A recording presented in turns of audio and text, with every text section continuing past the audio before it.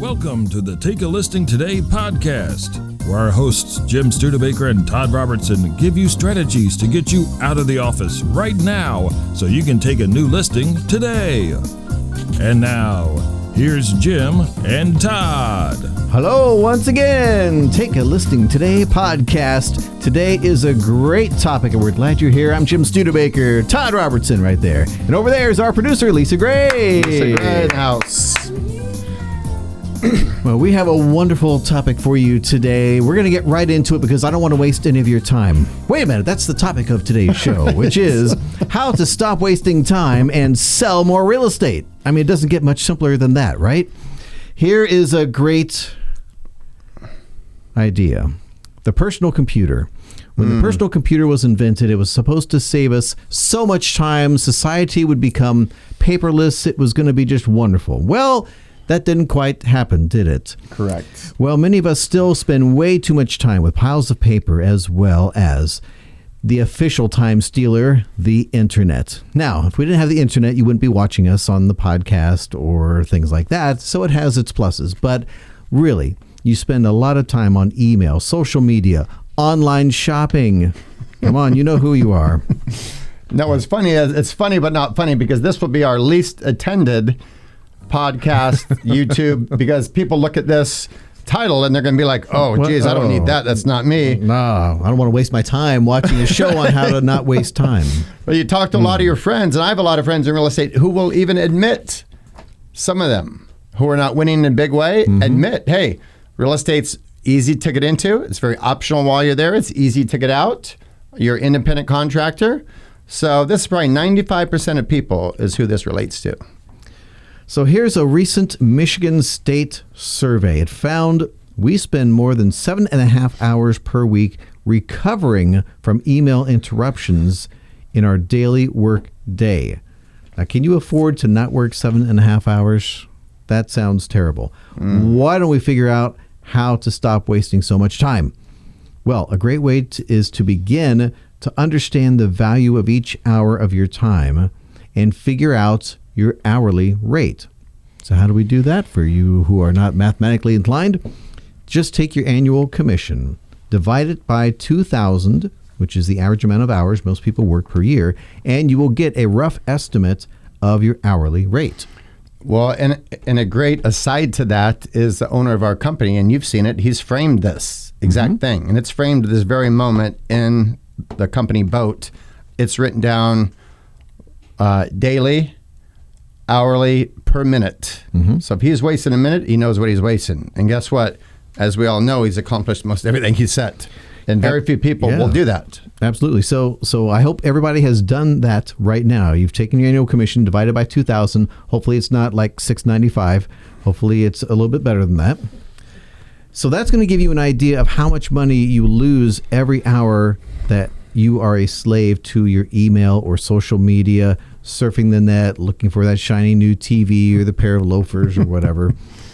You got to get those things out of your mind so you're not so distracted. So how do you overcome those email interruptions?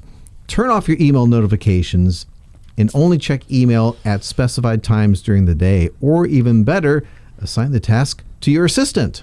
And let her check it. And I just had this conversation at a conference I was at in Miami, and they talk about the cell phone and social media is like a dopamine hit, where it's like, oh my gosh, I got a text message. Oh, and that's why they like it dinging. Oh, boom, email notification. Oh, it's like playing the slot machines. So you've got to be disciplined as an independent contractor, knowing that you will get to that. And plus, guess what will happen? Your clients will respect you more. Wow, he or she operates on a schedule. Right, exactly. Social media, that's going to distract you as well. Well, looking at social media and seeing what your buddies are doing, that's going to distract you. But just doing your own social media marketing is a complete time drain on you potentially. Yes, you need to do your marketing, but do you really want to spend an hour or more chasing shiny objects that might be on social media? Why not hire some people to do your social media marketing for you? You can do that or use a third-party platform. There's a lot of them out there. What are you good at? Prospecting, presenting, closing. Exactly. And social media, as we've seen from some great agents, use the correct way can help them get business. Absolutely. And it's very interesting, right? All of us have friends that we're on Facebook with, and some of the friends that are realtors will post some silly, goofy stuff, and some are posting their listing price reduction. So it's interesting how different agents will use that tool. Exactly. And it's probably not the agent posting price reduction and just listen just sold. It's probably an assistant, a third party, somebody else doing it for them so they can work on high priority activities, which we talked about, like in show 1. Exactly. All right. A study by eMarketer claims average time spent on Facebook per day is 40 minutes. Yeesh. It's probably double that. It takes into account the people that are not on Facebook. It is. Right? Well, I drive that number down because I'm on about 2 minutes, and that's all I can stand, and then I move on. So let's take that 40 minutes, add it to the 90 minutes lost per day from email interruptions, and you've got 2 hours of your day doing non-income producing activity. Yeesh. How do you overcome social media interruptions? Save it all for the end of the day and only allow yourself to surf the internet after your marketing is done. So imagine that if a realtor just got disciplined on that one topic that we just discussed, whether it's at lunch, you check and post, whether it might be morning, whether it's the end of the day, that alone will raise your efficiency. That one little nugget. It will. Absolutely. Let's talk about a potential time waster. Item number 3, the home office. The home office. So you got into real estate, you think, oh, I'm my own boss. I can work at home. It'll be great. It has its pluses, but it also has its minuses, and it can be one of the worst offenders for time wasting. Now, let's hear about some of the pluses of working at home. Well, you can wear what you want, eat when you want, take breaks when you want. I mean, you can sit around in your underwear if you want when you're working at home. Exactly. And guess what? Same applies here. On our previous subject, Facebook, there are some agents that have an office, a physical office they go to, and if they're in the other part of town where their house is, they have an office, and their efficiency is unbelievable, but it's the same type of thing. How are you using that? Exactly. How low do these cameras go, Lisa? Because I'm in my underwear right now. So are we getting that on the air? We're good? Yes, and it's I'm in my bathrobe. Okay. Yes. Oh, it's disturbing. Well, It's disturbing. Wow. Look at the beach back here, though. I mean, that's not... I just want an explanation Can we- for the garters on your legs. That's all. Well, I got to hold my socks up somehow. Maybe it doesn't go with the swimsuit that I'm wearing. Okay. Right, Swimsuit right. because of the background, right? Okay. So here's the curse of working at home. Distractions galore. From laundry to household chores, everything seems more interesting than the work that must be completed. And those distractions will ruin your productivity. Now, I have to be honest. I have never thought, wow, I'm going to stop this thing I hate and go do some laundry. And you know what? I've never been working going, you know what? There are 2 coffee mugs in the sink. I need to go take care of those immediately. So, This must be so disciplined. well, yes, that's it. Or we're just Very not good at certain chores. Yeah. Maybe I need to talk to your wife, your girlfriend. Yes. Well, that's why I had kids to go do the laundry. So. That's that old farmer mentality. Exactly. So how about setting some rules on your home office? Well, here's the other problem. Working from home is going to lead many people to believe, probably the people that you live with, that you're available to run errands for them, pick somebody up, drop something off, do this, do that. No. By setting boundaries and reminding those requesters that you are actually working from home, the requests should lessen over time. And if people know your office hours in terms of your prospecting time, they will respect that because they know you're out looking for a buyer for their home. And they're going to go, wow, he or she has a schedule where that alone will help you take a listing before the day's done. Yes, it will. Absolutely. Where most people just go haphazardly, whatever the day throws out is where I'm going to go and chicken like the head cut off, and the production shows it. So here's a great way to overcome home office distractions. Another study found that most productive people take a 17-minute break every 52 minutes. So set your timer on your Google or your Alexa or your phone and have it remind you when 52 minutes is up. And then take a break. Vow to be focused for those 52 minutes, and then when the time is up, go take a walk, go make a sandwich, do something, but stay focused for 52 minutes. Exactly. And another way to overcome the home office distractions is to have an anchor spot. So your office is your anchor. So when I go to that spot, boom, I go into Superman, I go into power mode. And then the rest of it can be just whatever. Boom, when you're in that spot, Wonder Woman power mode. So you anchor yourself to that spot. When you're in that spot, you switch gears, boom. Yeah, And absolutely. you visualize Wonder Woman? Well, I had to throw a Wonder Woman because of the Superman, so I had to. Oh, okay. I was just trying to appeal to all listeners. Trying to be, Curious. all inclusive, something like that. Right, right. I'm not running for office or anything, but yeah. I just was wondering. It was Linda Carter, right? Am I remembering that right? Yeah. Right. Yes. So how do you overcome your home? Oh, we did that. You're distracting me with Wonder Woman. Wow. All right. Can we focus here, please, people? You can tell everyone's in a good mood here Rough today. crowd. Yes. Wow. All right. How to exert discipline and self-control. Did you know a study stated that exerting self-control makes you happier in the long run as well as in the moment? That was a song, wasn't it? Self-control? Oh, that was a song. I hear yes. it playing right now, actually, in my ears. From the 80s. It's from the 80s. Probably 83 or 84 or something. You know your music, Todd. Who sings this song? Oh, I forgot. We went over that. Laura Branigan or Laura? Hit the button. No, that's right. Laura Branigan. Very good. Good job. Lisa, you just won Rossi's book. Throw it at me. Congratulations. For an extra point, name Laura Branigan's children. Oh, I thought you were going to say her age. Oh, Her children? no. Oh, sorry. She doesn't have any. Nice try. No. Yeah. All right. Nice, but no cigar. Okay, so how do you exert self-discipline and self-control? 5 powerful ways to exert more discipline while you are working. Number 1, create a daily schedule and stick to it. Set aside time to complete each task and then move to the next task on the list. Number 2, turn one big task into a few small ones. Big tasks can be overwhelming and paralyzing. Chunking them down into few smaller tasks can help make them easier to achieve. Don't expect everything to be perfect. Number 3, don't wait for a 100% ideal situation to get started. Just get moving and do something, even if it means that the work may just be good enough. Number 4, do tasks that you enjoy doing. Do your best to outsource the tasks you don't like. Spending more time on tasks you do like keeps your motivation high. And number 5, reward yourself when you finish a task. Do something rejuvenating. Self-discipline is easier to sustain when you know something fun is coming at the end of your work. Exactly. And one way you can do this, and I've done this myself certain days, let's say your day is getting away from you and you're handling a bunch of stuff. Go to your phone, set the alarm for 60 minutes, go work your highest priority activity for 1 hour. 0 distractions, horse with blinders. And a funny thing will happen to you is that when you're done with that and the alarm goes off, regardless of what happened, you feel better. Yeah. And life's about a feeling, right? So you feel better, you're going to do more. So normally when that happens, you'll go further than the hour because now you're back where you needed to be, so you're congruent with yourself. Mm-hmm. I love it. Very nice.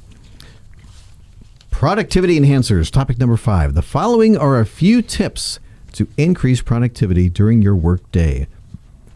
Now, Lisa's very good at A, if I remember our production meeting. A is good. I was about to say number 1, but we switched to letters here. Oh, so yeah. now it's We're going to go to 1 hour A. number A. This was just to throw us off. Letter A. Yes, I write everything down. You're right about that, Todd. Yes.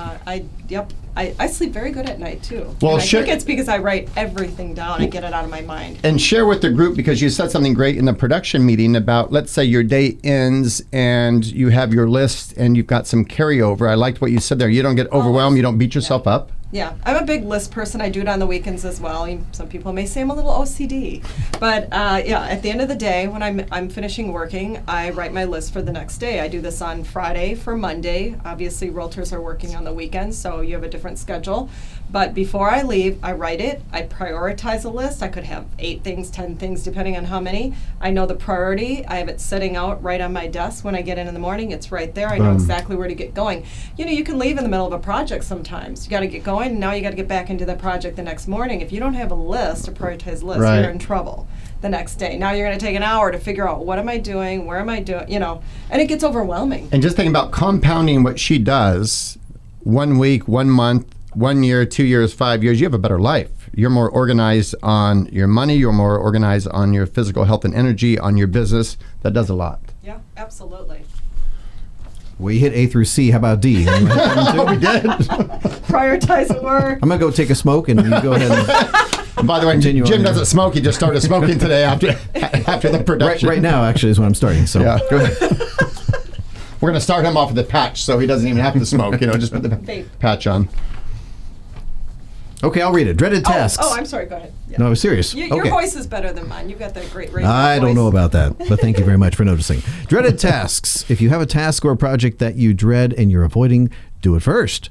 There's nothing more motivating than being able to cross that task off of your list. All right. E. Stop multitasking.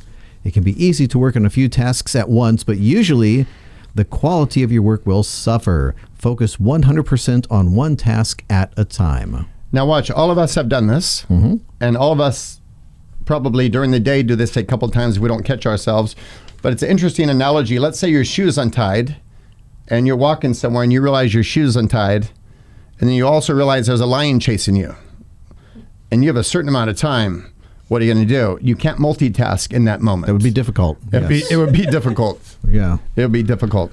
Watch, and on that point, some of the best psychologists in the world will talk about this, that on this subject of multitasking, the reason people have depression, the reason people are on a lot of pills, the reason people have feelings that they do is because they do not complete their circles. They will start something, not finish it, start something, not finish it, start something, not finish it. So pretty soon inside, your other than conscious mind says, we don't keep our word with ourselves. We don't do what we say we're going to do. So think about that. Just by starting something and taking it all the way to conclusion, boom, you're building your strength. Right.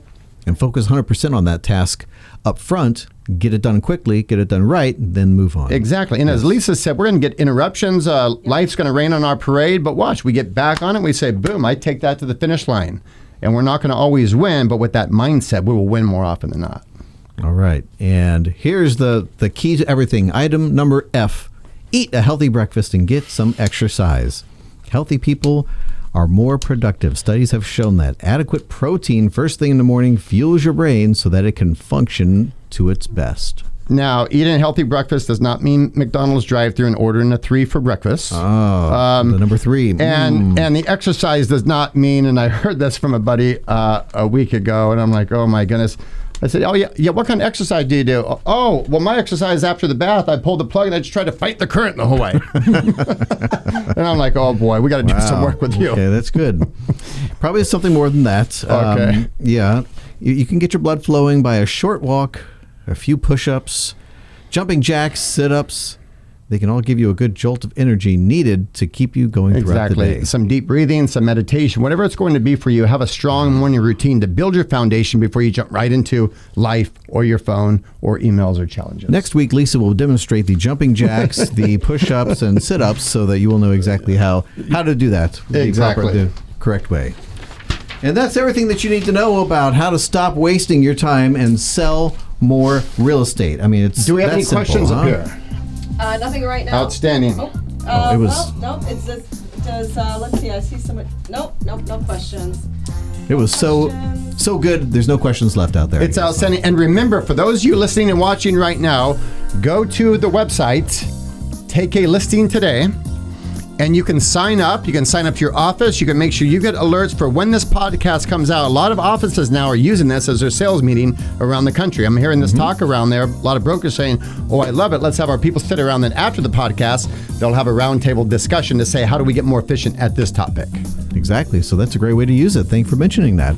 Well, we'd also like to thank our sponsor, ProspectsPLUS. They have a multitude of marketing products to help you sell more real estate. Visit them at ProspectsPLUS.com, and we'll see you next week.